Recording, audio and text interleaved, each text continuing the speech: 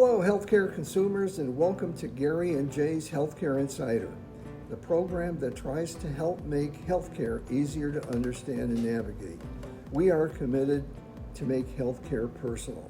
Today's program, Medical Debt. This is the third edition focusing on solutions. Our first solution today is how to use Medicaid and the CHIPS program to eliminate medical debt. Secondly, if you lost Medicaid coverage due to the revised pandemic rules, we have tips on how to navigate losing Medicaid coverage. I'm Gary. I'm Jay. And we will be hosting today's program. We are not clinical people. We are experienced in the business of healthcare with over 50 years of combined experience. We bring an insider's view of how healthcare works. Our goal is to share our knowledge with consumers. My career spans managing hospital physician revenue cycle operations that include patient admissions, pre-certification, insurance verification, billing, and medical collections. I was the chief financial officer for several large healthcare organizations, and in this role, I came to understand medicine is both a profession and a business. Like any business, cost, convenience, and customer satisfaction are all very important. The business environment healthcare operates in continues to change. Unfortunately, there are many vested interests in the healthcare system trying to protect the status quo that sometimes put the customer or patient at risk. Our program is intended to help patients navigate these risks.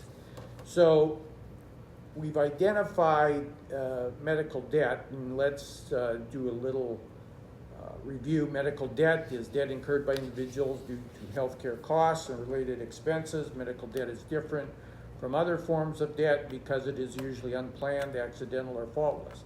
Medical debt can have negative impacts, however, on households, such as reducing spending on other essential items, preventing them from seeking needed medical care, or medical debt can lead to bankruptcy. Do you have a medical bill? If yes, medical debt can indeed be a significant financial burden for you or your family. When someone incurs medical expenses that are not fully covered by insurance, or you do not have insurance, you may end up owing money to healthcare providers. This debt can accumulate due to various factors such as high deductibles, co-payments, out-of-network charges, uncovered services, or even interest charges on the existing debt. Great, thanks, Jay. So let's get started with Medicaid and the Children's Health Insurance Program. Medicaid provides health insurance for people with low income. The Children's Health Insurance Program, CHIPS, covers children's. Let's learn about eligibility and how to apply. First, find out if you are eligible for Medicaid.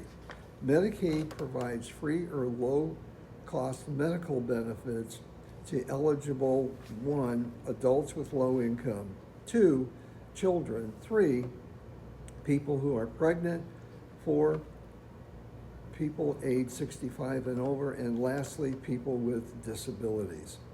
Find out and check with your state's Medicaid agency to see if you or your family members are eligible. Each state has its own requirements. In general, eligibility depends on at least one or a combination of the following factors. 1, age, 2, income level, 3, number of people in the family, and 4, if you are pregnant or have a disability. How do you apply for Medicaid? You can apply for Medicaid any time of the year in one of the following ways. Number 1, find and check with your state agency to apply. You must be a resident of the state where you are applying for benefits. Number 2, create an account with the health insurance marketplace and fill out an application. If it looks like anyone in your household qualifies for Medicaid, your information will be sent to your state agency. They will contact you about the enrollment. Find out if your child is eligible for CHIPS. If your income is too high for Medicaid, your child may still qualify for the CHIPS program. It covers medical and dental care for uninsured children and teens up to 19 years old. CHIP qualifications are different in every state. In most, they depend on income. How to apply for CHIPS? You can apply for CHIPS in one of the following ways. Number one, find a CHIP program by state. Number two, create an account on the healthcare marketplace, fill out the application. If it looks like anyone in your household qualifies for CHIPS, your information will be sent to your state agency. They will contact you about enrollment. If you've qualified, then it's up to you to find a doctor or a care provider that accepts Medicaids or CHIPS. Not every provider accepts Medicaid. To locate a Medicaid or CHIP provider, find out and check with your state's Medicaid agency. What are the important takeaways? The bottom line is you have nothing to lose if you apply for either one of these programs. We suggest you find out if you are eligible, if you are, a significant amount of the medical debt will be taken care of. As Gary mentioned in the introduction, there's a possibility you have lost your Medicaid coverage. Let's review for a moment what has potentially caused this. During COVID, federal lawmakers passed legislation that suspended eligibility requirements for Medicaid participants.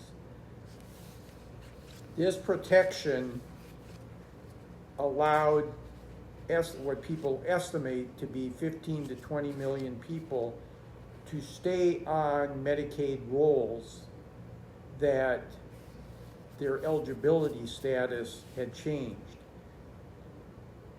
Early in 2023, this rule expired and states started to review eligibility and remove people from the Medicaid rolls whose eligibility had now made them ineligible for Medicaid. You may or may not have been notified that your eligibility has changed. Potential reasons for your change in eligibility could have been because of income increases. You've changed residency in terms of where you're located. Pregnancy or parenting status has changed. Your family status changed, like you got married. There's been a change in your disability status, or you turned 16 and you aged out of foster care eligibility. So those are potential reasons why you lost your coverage. You have to verify your current eligibility and determine if you're eligible or ineligible by your state's requirements. And Gary's going to talk about exactly how to determine this. Great, thanks. It's common for people to go in and out of eligibility as their income changes. If you get a temporary boost in income, such as through seasonal employment or an inheritance, you might become ineligible for Medicaid assistance. You have to reapply each time you become eligible. If you received a notice to verify your eligibility, check whether the letter is requesting information. In some cases, you may just need to fill out a form or verify your income to continue receiving Medicaid benefits. If you have lost your benefits, find another health insurance or health care option. If you're no longer eligible for Medicaid health coverage, you may have other options, but don't delay. Some options come with limited enrollment periods. The Affordable Care Act plans for people under 65. You can check, healthcare.gov for ACA plans available in your area. Tax credits to help cover the costs are available for those who qualify. To enroll in an ACA plan, you must apply within 60 days of the date Medicaid coverage was lost. This is really important. Medicare for people over 65. If you're 65 or older, you may qualify for Medicare. Visit again Medicare.gov to learn more and explore plan options. You have 6 months from the date Medicaid coverage ends to enroll in a Medicaid plan. Plans for residents of New York and Minnesota. Now we're going to get a little bit specific here. Residents of these states can apply for basic health programs that offer stability to people whose income sometimes disqualifies them from Medicaid. Other states are considering similar programs. We would suggest that you check those out. Short-term health plans. These plans bridge the gap between losing Medicaid coverage and regaining it or access to Medicare or an employer's health plan. Rules for short-term health plans vary by state.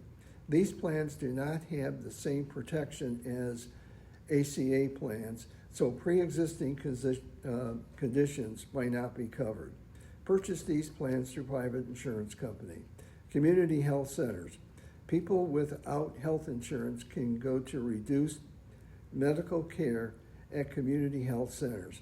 Find one near you, or it's free with regards to some charitable clinics in your area. Emergency room departments. Emergency departments are required to stabilize people regardless of their ability to pay. Many hospitals also provide free or reduced price care to people who are unable to pay. Ask your hospital about charity care if you need help paying for services. If all of this has been confusing, we understand. We've attempted to provide a high-level review of what may or may have happened relative to your Medicaid eligibility. We suggest if the answers and solutions we've provided at a very high level don't meet your immediate needs, to find a healthcare advocate. These are individuals that are available through medical centers, hospitals, senior living facilities, and even health insurance companies that are experts in navigating the healthcare system and can help you review medical charges, negotiate bill payments, find programs to help with payments, explain insurance policy, help you get the most out of your health plan's benefits, advise you on your rights, help schedule healthcare visits, and even help you find a new health insurance program if you become Medicaid ineligible. Keep in mind that these advocates work for the organization that employs them, and they may not always fully represent your interests. You can hire your own patient advocate, and these are located in Patient Advocate Foundation directories, National Association Healthcare Advocacy, the Umbra Health Advocacy, or healthcare.gov. Sometimes you have a situation where you were denied, coverage, and you feel that you should have. Well, you can go ahead and you can appeal that decision. If you disagree with the Medicaid program decision, you have the right to appeal. If you think you were deemed ineligible by mistake, file an appeal. To appeal a decision, follow the state's process. They vary. The appeal has to be filed in a timely manner. For some states, the window is as short as 20 days. Other states may allow you up to 90. Some states require that requests for appeal hearings be made in writing or either mailed, fax, or hand delivered.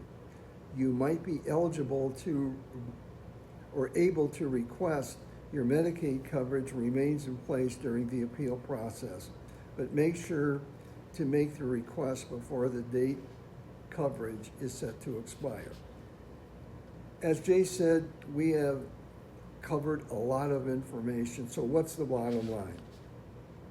Medicaid provides health care coverage to millions of Americans, but if you lose eligibility, you have options. A few basic steps can help you get health care you need and deserve. So with that, Healthcare Consumer Navigator Center is your healthcare partner that offers healthcare consumers information to navigate healthcare maze via our website. The website is set up in such a way that it will help you with some basic questions and some detailed questions to navigate this complex maze. The program and the takeaway information of this program will be available on our website, www.healthcareconsumernavigatorcenter.com. Remember, this is our third YouTube program in this series, several more to follow. Our next program topic will be how to use charity programs to reduce medical debt. This concludes our program, Medical Debt Solutions, and we hope the program explained medical debt and has answered some of your questions. Thanks.